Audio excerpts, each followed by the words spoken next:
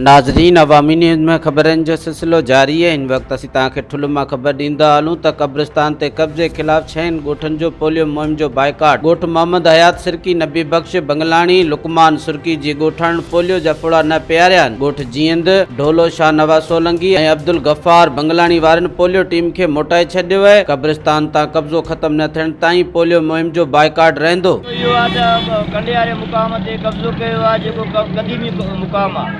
उनजे मथां मोहम्मद इसाक सरकी ऐं जेके ॿियनि जो कब्ज़ो आहे। असां चवंदा बाबा जेके उन खाता बि ठाहिराया आहिनि।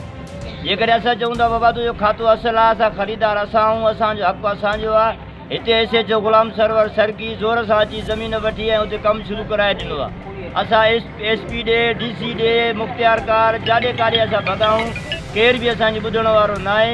असांजो मेन मुतालबो इहो ई आहे, असां तमामु ॻोठनि पोलियो बंदि कयो आहे ऐं DC साहब हिते अचे ऐं असांजी जेको आहे जाइदाद ॾिसे ऐं हर शइ ॾिसी असांजो जेको आहे क़ब्रिस्तान जो मसइलो हल कराए। मज़ीद खबरों और तफसीलात के लिए विजिट करें हमारी वेबसाइट www.awamiNewsHD.com।